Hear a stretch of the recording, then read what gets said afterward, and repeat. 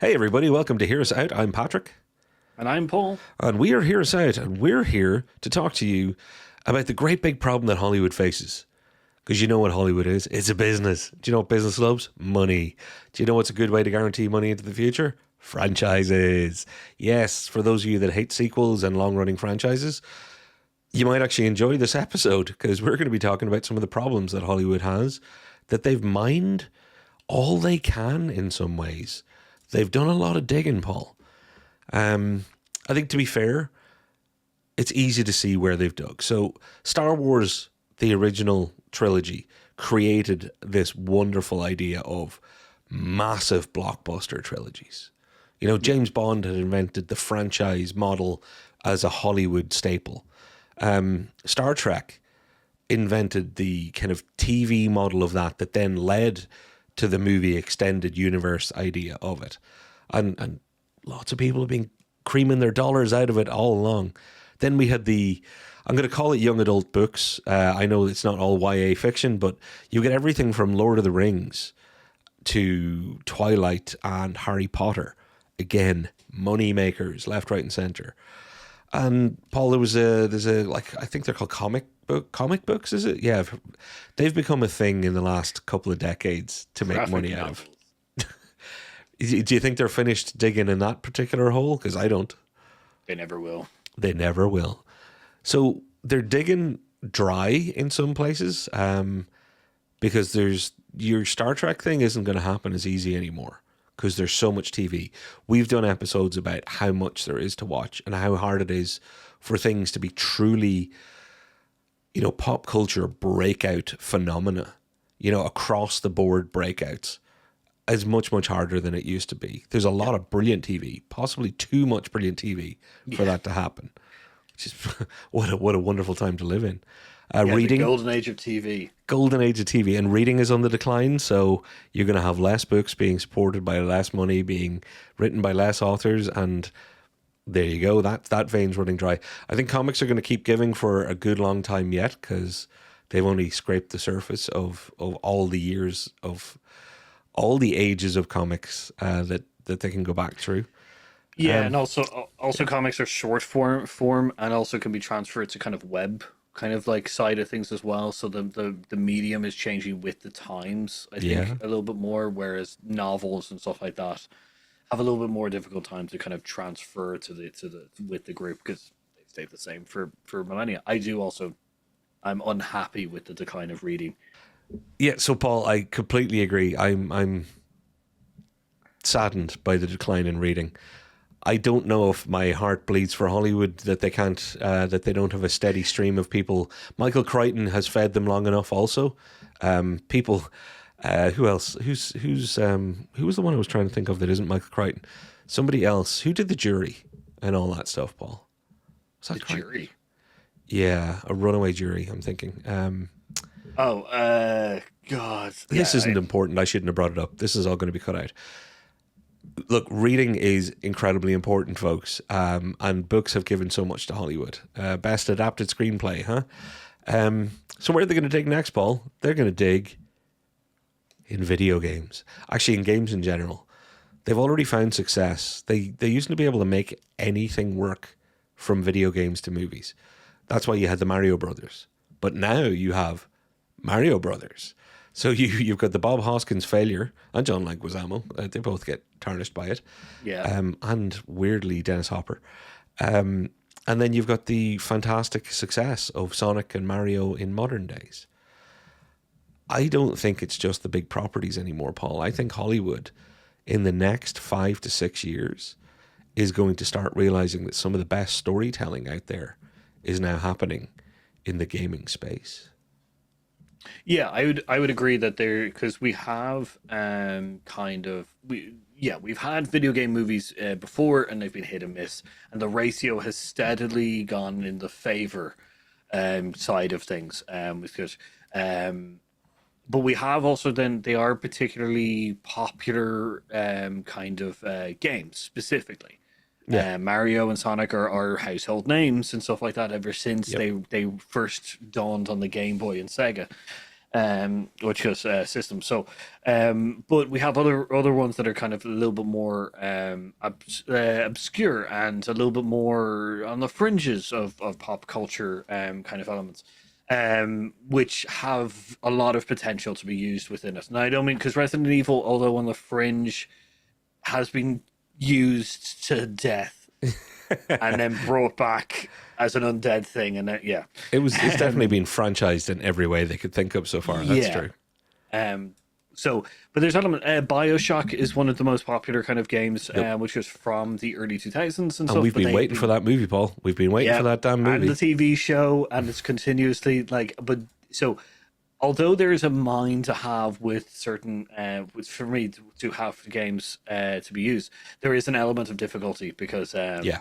certain like to get that kind of more authentic view of BioShock and Rapture and stuff and Big Daddies and Little Sisters and stuff, there is an element of kind of difficulty in the production kind of element, which I can definitely feel that they're holding back, and also the scripts specifically on what they want to do and what they want to try and what they want to focus on. Because the thing is that the games, although they focus on one story, quite a large amount of lore gets brought out of them and stuff like that, and you have a choice. Arcane, a very popular Netflix show, based on the video game, which is League of Legends or LOL or League or which is multiple things, is using essentially an extension of the lore, but doesn't focus on anything of the game.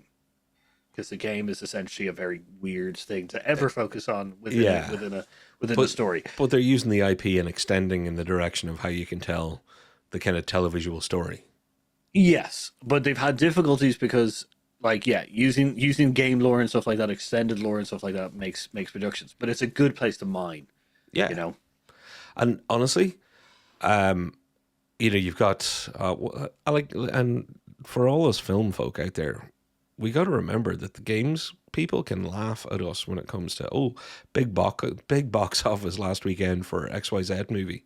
Look at the money that Grand Theft Auto can make, and make and make and make and make. Like the games industry is financially just a behemoth. It's massive, but the creativity that's in there is being overlooked by everyone. I think gamers, movie people, just general public, because you got things like Red Dead Redemption, Paul, Red Dead 2, Red Dead Revolver, the original one even.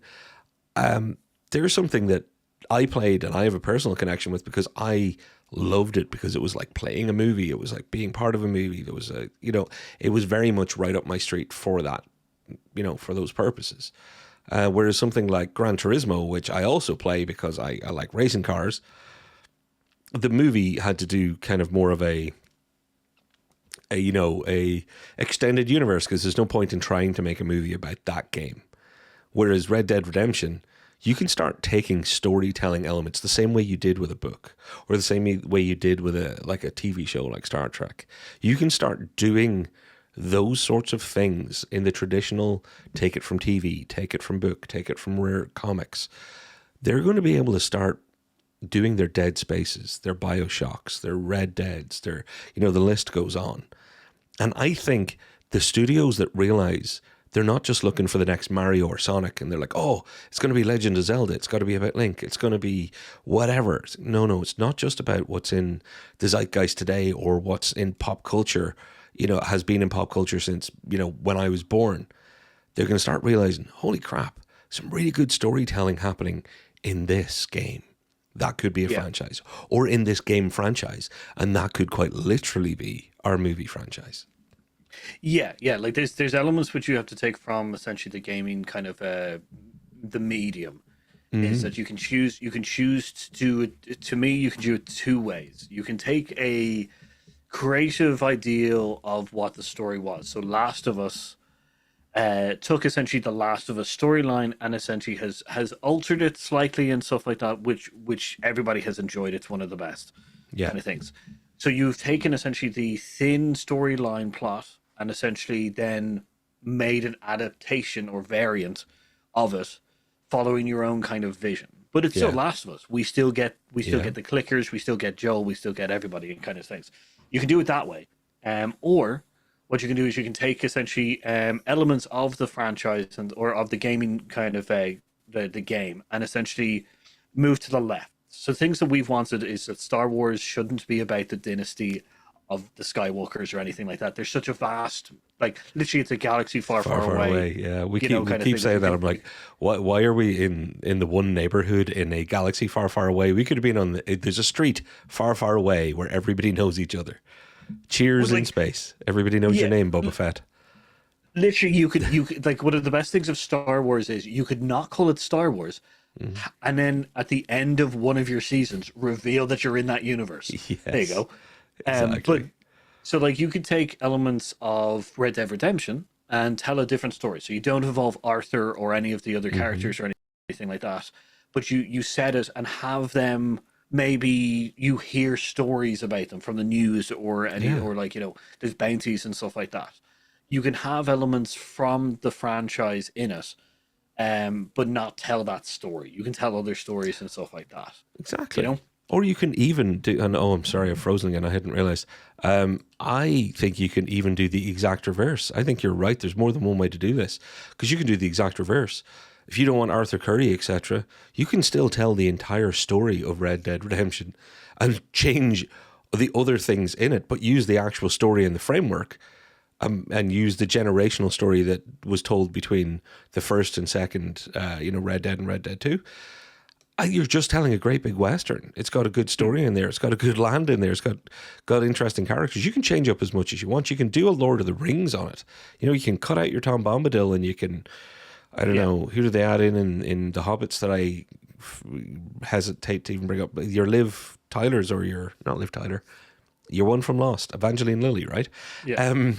So look, there's 100 different ways to do this, but I think, Paul, we predict the future all the time. And seriously, folks, Yeah. go back and check our channel. It's weird how we're either genuinely smarter than we look, which is doubtful, or incredibly lucky because we've predicted a bunch of things years in advance.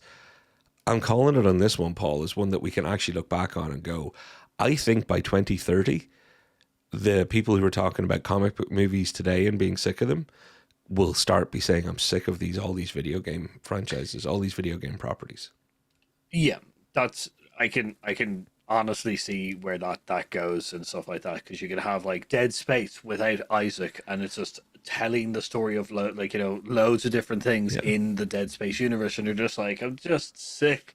I had to play the game, and now I have to sit through. Yep. Especially when they start you can't play Dead Space like 5 because you haven't seen these movies and this TV show. That's gonna mess with my head. But yeah, no, I think from a creative story plot, from a writing and creative elements and stuff like that, I think the games are going to become more the forefront of where we get our fantastical or franchises and stuff like that coming from it. We may Yeah. even get a Sims game, a Sims like And I'm here for it. TV show, like as long as they do it well. Anybody You who know, puts love and creativity into it, and they deserve a good chance of a great outcome. And I don't care what something's based on. I don't care if it's original or if it's based on something, because the things that it was based on was somebody's original idea at some point. I'm beyond that snobbiness of, whoa, why don't they have any original ideas? It was an original idea by someone else. Somebody's now using it in a new way. That's like saying, well, oh, they haven't invented anything since the wheel. Yeah, they've used the wheel in many different ways, buddy. yeah, I would say the originality is using what we know before in a different way and stuff like that. Exactly. And, that's the new original Yeah, kind of exactly. And kind of thing. I am here for it, dude. Someday we may do a whole. If there's any gamers out there that want to get in touch and suggest movies that should be turned into, or games that should be turned into movies, and you think would work, we might do a whole episode on it. But Paul, I have one thing because we got to go. But I have one thing I want to ask. We've talked video games. Homebrew. What is that about? Homebrew. It's D&D, right? Yeah, D&D and other tabletop RPGs. Yeah. Exactly. So where are your people at on this, Paul? Because I don't think it's just video games. I think there's more than likely, because it's not my area, there's more than likely a very, very rich and fertile ground to be drilled, dug, and pillaged on the tabletop gaming front. There's not even on the tabletop gaming front, card games as well. Magic the Gathering's getting a TV show, I believe, Oh, there which you is go. either getting a TV show or a movie because there is a lore behind that whole thing. Warhammer 40K is obviously getting Henry Cavill's backing for a TV That's show right. or Yeah. movie, and we already have Secret Level. I think Astartes, which is a YouTube based series, is now being picked up by Warhammer Plus. Oh wow. So Astartes 2 is now going to be a part of the official Warhammer kind of things. I can't remember what it's called. It's like Bolt Guns or something, which is an anthology thing of stories within the Warhammer 40K universe. So there is so Warhammer 40K is being mined or Okay. steadily being mined for books, games, and also for TV So and eventually movies now. movies will come too. Yeah, but and there's a Space Marines movie that was way back. I can't remember. I Yeah. don't know if the studio had anything to do with it or the Games Workshop studio had anything to do with it. But there's also Warhammer Fantasy, the Age of Sigmar, which is another tabletop game. Necromunda. There's tons of franchises within the Games Workshop umbrella that could be used with D&D and World of Darkness and Call of Cthulhu and many new games that are being kind of developed. There's plenty of Yeah, I gotta take my swipe at y'all because I loved the D&D movie a couple of years ago. Next time, everyone. Next time. I don't care what's going on in the background. Support the damn thing. Support it. yeah I get that there's more than I understand going on about this, but that movie, hit streaming and became a huge success. So people did watch it in the end, but it would have been nice if it had actually gotten support in cinemas. How is the non D&D guy the one that's like complaining about D&D not getting support? Damn it, it was a good movie. yeah it's a good movie and it's a poor timing for Wizard of the Coast and Hasbro to kind of bring out their whole we're changing fair use your world kind of Business thing. But yeah, no, ruining there's art yet again. yeah, it is. Yeah, business and stuff like that. Like Magic the Gathering is also one of those. Yeah, I can get into that as well. But yeah, no, the tabletop. Though I will say that this is a funny thing. Although tabletop like World of Darkness and D&D and a couple of other ones, which is Call of Cthulhu, which is one of my favorites. There's writers. There's creative people who are writing plots and stuff like that. Who I would love to see get a chance to write a movie There you go. kind of things. Now, not even thinking of the like Brennan from oh my god, Matt Mercer and the which goes Vox Machina and Critical Role guys. And then there's also the Dimension guys, which there's plenty of writers and creatives who I would love to get a chance of actually writing a movie and stuff if they haven't already had a chance or even writing some episodes of TV shows Well, kind of things because there is also an untapped well of creativity there. there are millionaires and billionaires out there looking trying to create the next Neon and the next A24. These wonderful distributors and backers that want to, they want to make money off creative cinema, and I love them for it.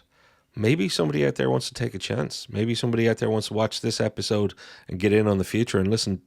Call Paul because he just mentioned a whole bunch. I know Vox Machina, but he mentioned a whole Yeah, bunch they of have the people that TV sound show on like Prime. exactly. But there's an opportunity there. So who knows, Paul? Somebody with money may actually show up and go, there's an untapped niche. And when they do that, they're going to go, and I heard it on Hear Us Out. Because we know you're watching, rich people. That's our main demographic. So all of you poor people watching right now, that's just coincidental. Usually it's only like 12 billionaires. That's our core group. Because we look like we'd be their friends. Paul, on that note, I think we are predicting a fairly obvious future. I just think people are kind of ignoring it through prejudice or obliviousness, or sometimes through just hatred of everything cinema right now. I also think they're ignoring it because the tradition has been that gaming movies have not done gaming and TV shows have not done well, but we've already seen that flip. Yeah, So I exactly. think that's still that idea. So the future is bright. The future is Red Dead Redemption for me, please. And Paul, you can have your top pick before we go. What if you only got one? What would it be? I would love to see Dead Space. There I'd you love go. to see Dead Space as a TV show because it'll just be Event Horizon again. Event Horizon gets onto this channel so often. Anyway, before we bring up Taika Waititi or Guillermo del Toro, If they make a second movie, I want to be in it. I want to say it so many times that they have to put me in it. you know what? I'll campaign for you too, dude. All right. On that note, I've been Patrick. And I've been Paul. And we've been here, and we will see you next time, folks. Take it easy and look after yourselves. Bye.